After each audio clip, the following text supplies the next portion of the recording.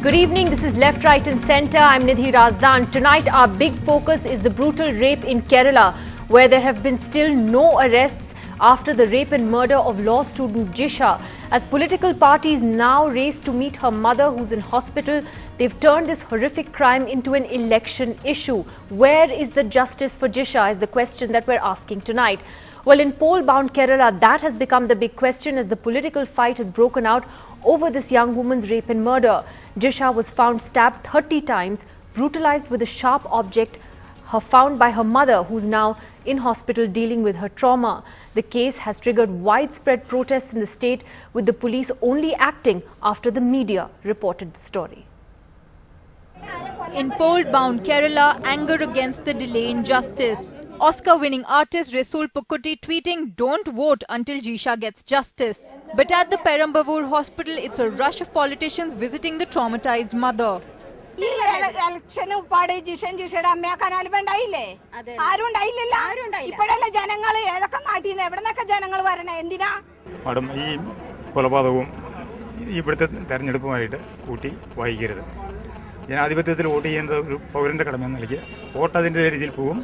With just 10 days left for the Kerala Assembly polls, parties using the incident for political mileage. ജനങ്ങളുടെ പ്രശ്നങ്ങളെയും മനസ്സിലാക്കാൻ കഴിവില്ലാത്ത ഒരു ഭരണം ഇരിക്കുന്നിടത്തോളം കാലം ഇതെല്ലാം ഇങ്ങനെ അനുദിനം സംഭവിച്ചുകൊണ്ടിരിക്കും. ഇപ്പോൾ അവിടുത്തെ MLA സാജു പോളിനെതിരെ അവരുടെ അമ്മ ശക്തമായി പ്രതികരിക്കുകയാണ്. ഒന്നും ചെയ്തില്ല എന്ന്. ഞങ്ങൾ അതിനെ രാഷ്ട്രീയമായിട്ട് ഉപയോഗിച്ചില്ലല്ലോ. In Delhi, BJP ministers and leaders reached out to the Election Commission. Within half an hour of the press conference being announced and being taken up, 2 people were picked up by police. And this is how the administration tries to deceive. Anger on the streets of Kerala evident. One investigating officer removed from the investigating team. Sources say because of the initial procedural lapses found during the first 4 days of this incident. But too little, too late, 8 days on and not even one arrest. With camera person SP Babu and K3 Angre, Sneha Koshi for Indie TV. Well, joining us first on the program tonight is Lok Sabha MP from the state, Shashi Tharoor. Shashi Tharoor, you've seen the kind of protests over the past week in Kerala over this issue and the kind of outrage that is there now. The fact that more than 8 days have passed, no one's been arrested. But also the criticism is that the police acted only after the story became viral in the media and on social media. Well, I think the outrage is widely shared, Nidhi, and I myself felt that outrage when I first read the media reports that there had been alleged police in action. I actually called the Director General of Police for the state of Kerala to demand an explanation and to demand action. And he assured me that the reporting was simply not accurate. He said the SP, the Superintendent of Police for the area, reached the house within 20 minutes of the murder being reported by the mother, and the next morning an IG of police went there. But that indeed they had found it difficult to make any arrests, largely because of the non-cooperation and the unavailability of witnesses amongst the neighbours. Now, they are making, I hope, some progress according to latest reports today, but certainly they have a special investigative team looking into it. And I think the two things that are not particularly constructive in all this, first is the politicization to which your colleague Sneha Koshi's report already refers, and the second is the finger pointing at the police. Let them do their job. If they don't do it well enough, there'll be time enough to blame them. But right now, the poor girl's life is lost, and we must ensure that justice is delivered with as few impediments as possible. No, I must though continue to ask you on the police, and of course the police must be allowed to do their job. But you know, you have a DSP who's been removed today on account of procedural lapses in the case. The family and her friends say that the crime scene was cordoned off by the police only 6 days after the crime had taken place, in which case crucial forensic evidence is lost in the process, and an FIR wasn't immediately registered. Surely this itself needs to be the focus of a probe about why it's taken so many days to even cordon off the crime scene. It's outrageous. If those things are accurate, then certainly those would be the procedural lapses on which further investigation is necessary. At the moment, I think the focus of everybody should be on investigating who did this and how. And you know, frankly, there's a lot of blame to go around. Sadly, the girl's cries were unheeded by her neighbors as well. Nobody tried to intervene while she was being brutalized and murdered in a home in a very crowded neighborhood. Very sad. It's quite an indictment of our entire society. It's also an indictment, Shashi Tharoor, of law and order in Kerala. And that is, of course, a point that the opposition raises. But the politics apart, it is also what people who are angry about this rape and murder today are saying on the streets in various towns today in the state. They're angry. They believe that, you know, there is no justice for this young woman. And they feel angry about the law and order situation. No, there will be justice, of that I'm certain. The Kerala police has a pretty decent track record of tracking down criminals, detecting and identifying them, and I'm sure that in time they will find whoever did this.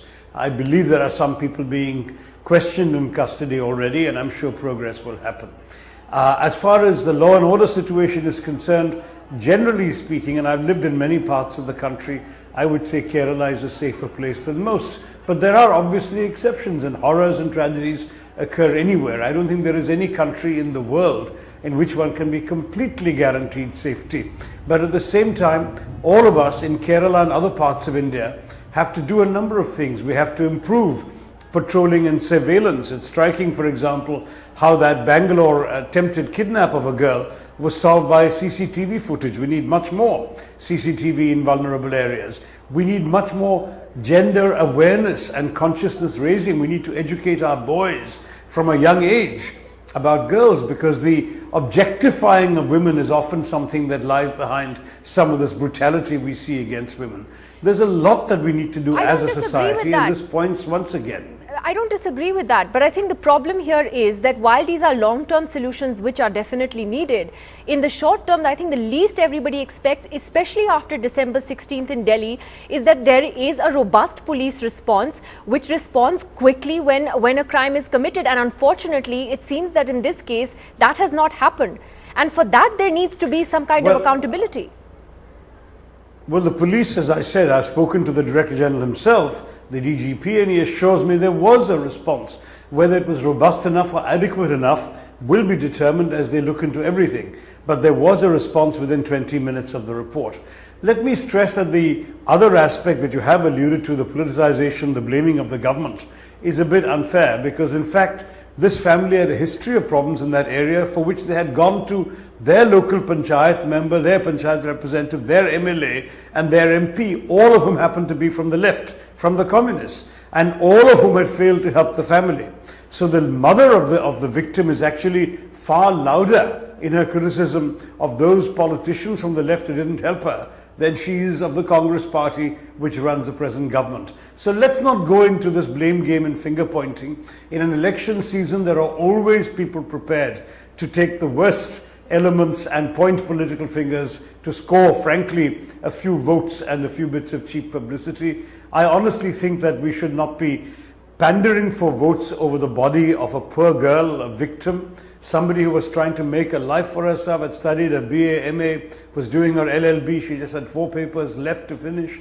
This is the horror tragedy. This is how a poor girl trying to pull her family out of poverty through her own hard work and studies has had her life and trajectory cruelly cut short. Well, surely that's where we should be far more concerned than about the politics and the blame game that's going on. I don't think the focus should be on the politics, but I think that it certainly needs to be on the accountability, particularly of the police. Shashi Tharoor, thanks a lot for joining us, and let me take what you've actually said to Jitin Varghese, who is Jisha's friend and classmate. And Jitin Varghese, you heard what Shashi Tharoor was saying there. He says the DGP insists that there was a response within 20 minutes of the mother calling the police when she had discovered the body, and that the police say that they did whatever they could as soon as they could. How do you take those statements today?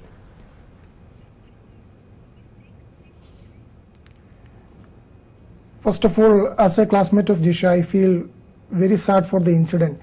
The police, what have they done? There were many procedural lapses. The incident has happened on 28/4. Initially, what we had seen, they have given news that a girl was murdered, being hit in the head.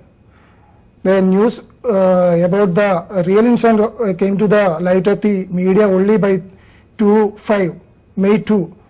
where there were many procedural lapses. The investigating officer, what had he done?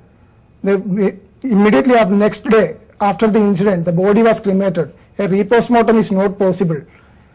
A forensic test was conducted only on 2/5. The house of the victim, our classmate, was not sealed. There is a procedure that the house should be sealed after the incident. What he had seen in the media is that there was only a lock, and a forensic test was conducted on 2/5. In the meantime, many evidences were lost. What was the urgency of the police officer to conduct the cremation? So immediately after the postmortem, the body was cremated. Now a repostmortem is not possible. Now the news coming is that postmortem was conducted by a medical student. There should be a panel of doctors doing the postmortem. A medical student has conducted the postmortem. There were many procedural lapses. But now what we are going to see is that the culprit had every loophole to escape from this case. Now after 8 days, they are not even able to arrest the culprit, convict. What is the system that we are going into? Clearly, you're not buying the police's, the defense of the police that Shashi Tharoor has just offered. Siddharth Nath Singh of the BJP joins us tonight as well. Siddharth Singh, it's very, very disturbing what we have seen in Kerala. It really, many would say it's not fair to compare both horrific cases, what happened to Nirbhaya in Delhi.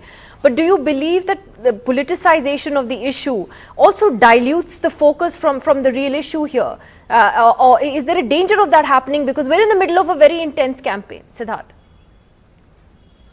Nidhi, in normal circumstances, I would have avoided getting into this debate, because as an individual, I refused to get into the politics of it, and I refused at the time of Rohit Vemula also. But I think it's important to expose what the Congress is trying to do. There can't be double standards if you raise or politicize an issue like you did even in Rajasthan recently by Rahul Gandhi, as well as on Rohit Vemula. Both are unfortunate, and including Kerala is unfortunate. I wish Mr. Tharoor was on channel to take little tough questions and contradictions which he had been given. He has been speaking to you. To begin with, he talks about the police action. They are prompt, they reach within no time frame. The forensic, the people reached after 5 days of incident. Isn't this something which is criminal? Secondly, he is talking about, a poor girl. Look at the politics the Congress is trying to play. I do agree it's a poor girl, but they refuse to use the word Dalit the way they used to politicize, and don't blame us for politicizing it, the way they tried to politicize the Hyderabad incident of Rohit by calling him always Dalit, Dalit, Dalit. Isn't this also a Dalit case? And then he says it's one of the most safest places in Kerala. I fail to understand. This happened on 28th of April, 2 days back, another 19-year-old. And I repeat now, because of Congress, I am using the word, a Dalit girl, a nursing student, was raped. Now, these are the realities, appalling circumstances of women's safety, which Mr. Tharoor is trying to justify and say the people in Kerala are safe. This is something very, very, very, very shocking, and shamefully the Congress is trying to defend the entire issue. Well, what you said particularly on the police lapses, and that's a question I asked Shashi Tharoor as well, the fact that from what we know, the police only arrived to take, on the forensics. You had asked why you are not using the word Dalit the way you used in the Hyderabad incident. Well, let me get Sunita Krishnan. This She's is a very well-known Dalit activist. girl which has been raped. So, Sunita Krishnan, you've been working there as an activist, and in this particular case, do you believe that it's indefensible, the defense that is actually being put up by the state government and the Congress there in Kerala? It is. On the police's conduct in this case in particular, Sunita. 110% it is. Sunita Krishnan, that question whole for Sunita. Country. Yeah. I think the conduct of the whole country is despicable for me. The incident happens on the 28th. The media, the national media wakes up only after 6 or 7 days. You know, it's something like if you're raped in Delhi or in Mumbai, only then the rape is a rape, you know. Otherwise, if you get raped in Perumbavoor or Varkala or in Chhattisgarh or in Noida, that's not a rape at all for anybody, no matter how brutal it is, you know. In fact, I would look at the Perumbavoor case far more brutal than the Nirbhaya case of 2012, because it has happened inside a house, inside her own house. So, you know, how the safe spaces have shrunk so much, and that is far more brutal for any woman today to fathom that in my own house I can be raped so brutally. And the entire stand of the country, you know, that to me is despisable. Congress, police, I don't know, they are part of the same fabric. You know, 28th the incident occurs. The first time the national television even talks about it is on 2nd, 5 days after the incident. Meaning, in this time of technology, in this time of information network, it takes 5 days for the nation to wake up. And even now, Augusta scam, Vijay Mallya, even Kangana Ranaut have national space, but not this incident. And that worries me. That silence, that tolerance, that apathy worries me, and that I think is seen everywhere, you know, around here. I don't want to politicize this issue. I don't want to give it a Dalit flavor, because I think women anywhere in the country is unsafe today.